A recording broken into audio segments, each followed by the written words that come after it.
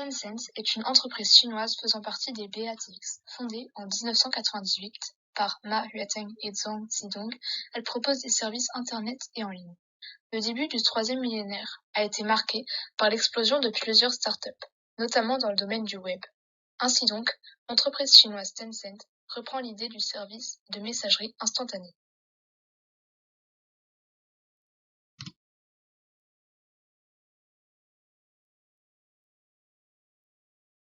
Cette firme propose des équivalents orientaux à beaucoup de services occidentaux comme Facebook, Google Play, YouTube, Spotify ou WhatsApp. Tencent est née d'une idée de connecter les gens par le biais du virtuel. Elle met à disposition des utilisateurs PC l'application QQ. Cette application est en effet un service de messagerie instantanée.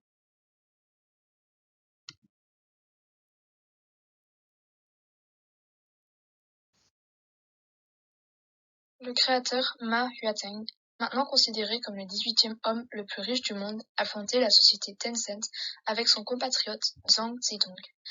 C'est avec 5 ans d'expérience et l'argent provenant du capital risque que Tencent a été créé dans les îles Caïmans.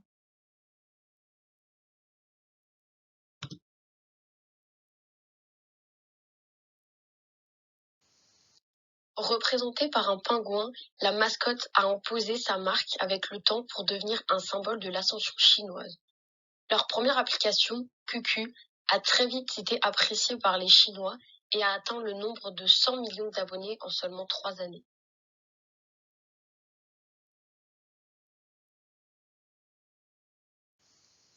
Tencent a eu un grand succès en partie car elle a réussi à anticiper l'évolution.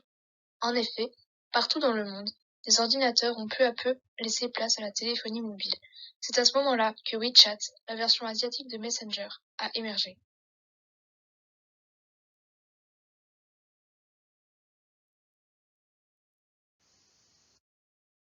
Tencent est actuellement une des plus grandes sociétés au monde. Elle possède un capital de plus de 350 milliards de dollars. Son chiffre d'affaires ne cesse d'augmenter, et ce, à hauteur de plus de 60%. Du côté de la capitalisation boursière, Tencent est l'entreprise avec la capitalisation boursière la plus conséquente de Chine. Le groupe a progressé de plus de 4% à la bourse de Hong Kong.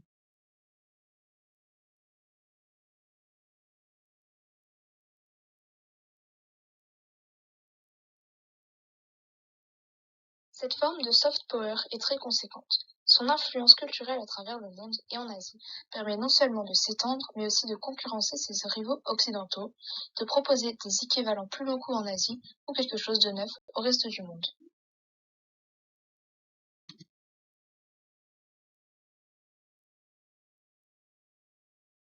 Avant la création de WeChat, c'était QQ qui était beaucoup plus utilisé en Chine sur les ordinateurs.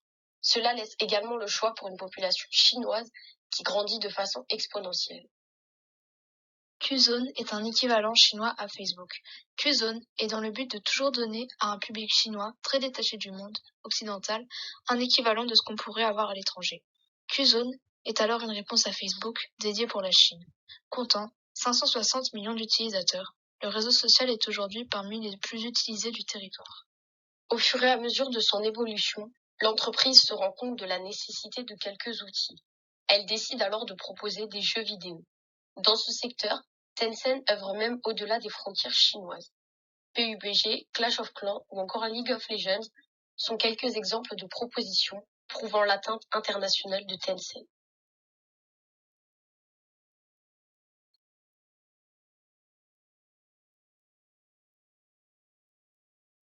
Cette entreprise est plus présente dans notre quotidien qu'on ne le pense. Elle possède de nombreuses acquisitions et investissements qui se multiplient depuis plus de 10 ans. Elle gagne également des milliards de dollars. Elle fait profit des liquidités toutes fraîches que la multinationale répand aux 4 vents. Tencent est une porte d'entrée privilégiée pour les sociétés étrangères qui peinent à percer dans le marché chinois, comme Nintendo pour sa Switch ou Carrefour qui a eu recours à leurs services pour infiltrer l'empire du milieu.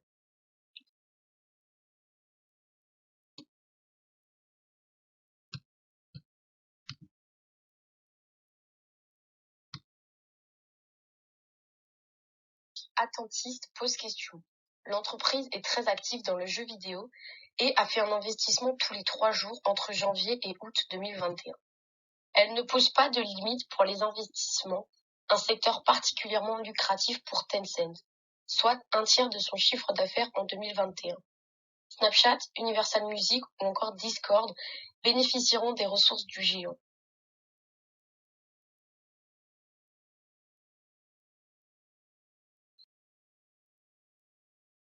2017, Tencent est dans le top 10 des sociétés les plus valorisées de la planète.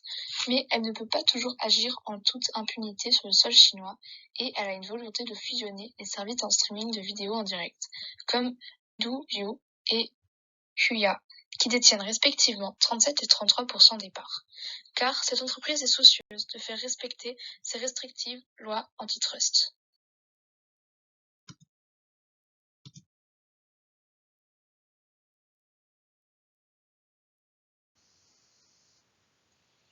En 2008, elle crée son propre studio de développement. Jade Studio fait parler de lui avec QQ Speed, qui est le jeu de course le plus rentable du pays, avec 700 millions de téléchargements sur PC et 20 millions sur mobile. Elle explore de nouveaux genres. MMORPG, FPS et TPS sont des productions qui connaissent un grand succès local, voire international dans certains cas.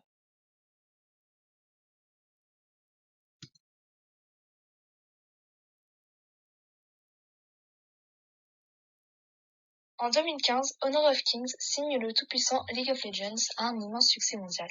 Après ça, nombreuses multiplications des productions, tout en se rapprochant de grands acteurs occidentaux désirant de mettre un pied dans l'empire du milieu. Activision confie à Tencent l'adaptation mobile de Call of Duty avec une réussite une fois encore. C'est un nouveau succès public avec 70 millions de comptes en avril 2022, mais aussi un jeu critiqué par la presse qui représente un modèle économique pour le moins offensif.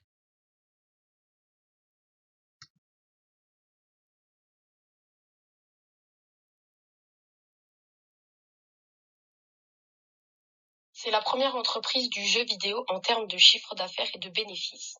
Les problèmes de cette firme est qu'elle a tendance à s'occuper davantage des affaires qui le concernent désormais en dehors de chez lui.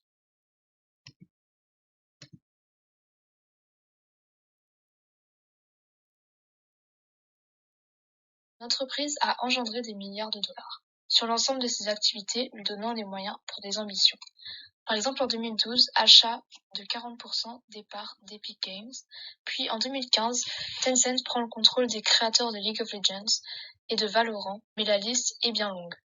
Et en 2016, la prise de pouvoir sur l'éditeur de Clash of Clans, Supercell, pour 7,5 milliards d'euros.